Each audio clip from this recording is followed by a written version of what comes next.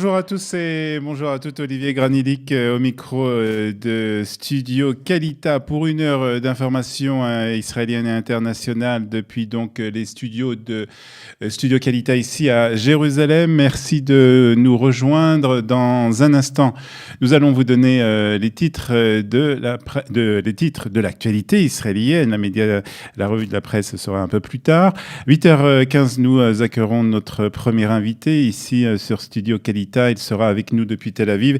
Il s'agit de Thierry Berda qui a participé hier à la grande manifestation de la communauté gay et il nous donnera ses impressions après cette manifestation. 8h30 sera l'heure de la revue de la presse et des médias israéliens et à 8h45 nous parlerons 13 ans après, jour pour jour après l'évacuation du Gush Katif. Nous parlerons de cet événement. Elle est avec Laurence Bézis, qui est directrice du centre Katif, un centre de visiteurs qui se trouve à Nitzan. Nous reviendrons sur cet événement qui a eu lieu il y a donc exactement 13 ans. Mais on commence par l'actualité de ce matin avec cette question: se dirige-t-on vers un retour à la normale dans la bande de Gaza? C'est une question en tout cas qu'on se pose ce matin.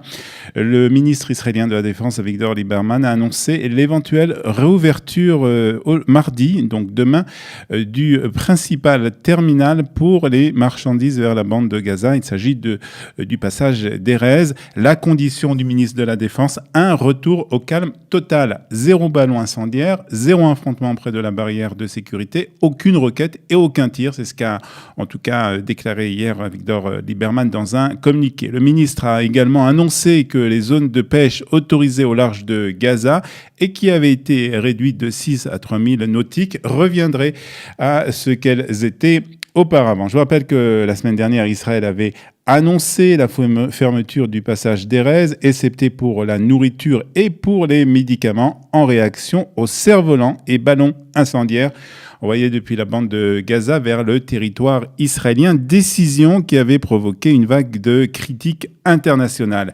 Vendredi, un soldat israélien a été tué des balles d'un tireur d'élite palestinien, provoquant une riposte israélienne. Plus de 60 cibles du Hamas avaient été visées par l'artillerie israélienne. À la suite de ces attaques, le Hamas avait demandé à l'Égypte d'intervenir pour obtenir un cessez-le-feu qui a été violé puisque Tsahal a visé hier une cellule terroriste qui avait lancé des ballons incendiaires, des cerfs-volants incendiaires contre Israël.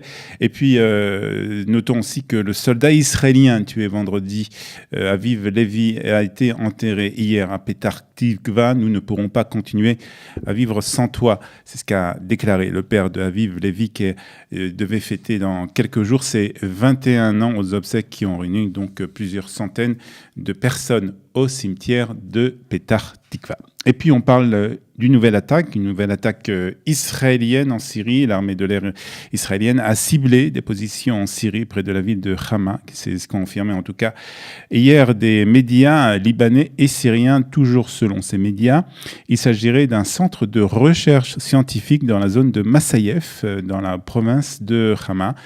Plus tôt, le premier ministre israélien Benjamin Netanyahou avait déclaré que l'armée continuera à frapper des cibles iraniennes en Syrie. C'est ce qu'avait dit donc hier matin le Premier ministre israélien. On se rappelle qu'il y a un peu plus d'un an, la presse avait fait état d'un raid israélien dans la même région contre un centre aussi de recherche appartenant à l'armée iranienne.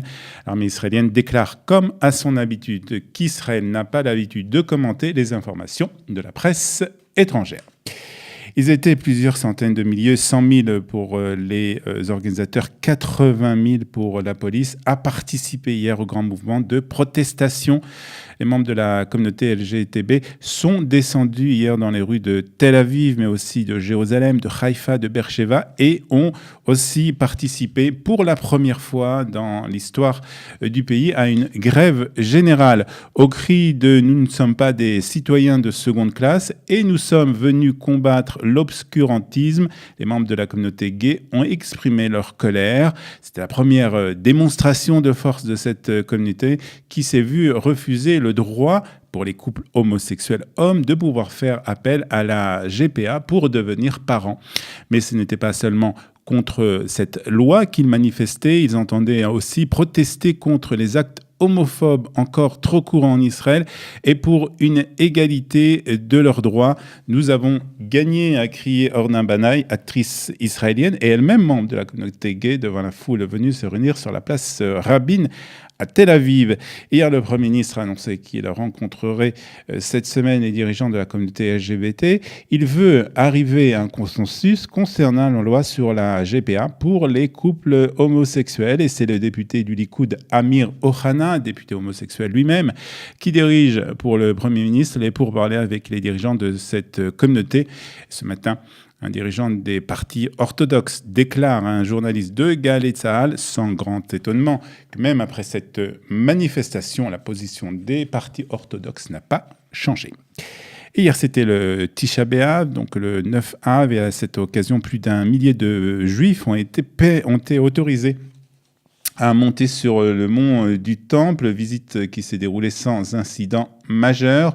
Seuls 2 Israéliens ont été arrêtés pour ne pas avoir respecté les règles sur le lieu sacré. D'après les règles établies qui régissent donc l'accès des musulmans et des juifs au mont du Temple, les juifs sont autorisés à se rendre sur l'esplanade, mais pas à y prier. Et puis, journée historique hier pour l'équipe de basket des moins de 20 ans. En effet, pour la première fois, elle a été couronnée championne d'Europe. Les Israéliens ont en effet battu l'équipe de basket de moins de 20 ans, donc de Croatie, 80-66, après avoir battu en demi-finale la France, 82-57. Le Premier ministre israélien a appelé l'entraîneur de l'équipe pour le féliciter. Votre victoire sur la France et la Croatie m'a rappelé le mondial, a déclaré le Premier ministre israélien. Je vous attends très bientôt à Jérusalem, a-t-il annoncé donc à l'entraîneur de l'équipe de basket de moins de 20 ans qui a fait donc l'histoire hier en battant l'équipe de Croatie. On termine ce premier journal d'information par la météo de cette journée de ce lundi 23 juillet, 11 Av, 5778.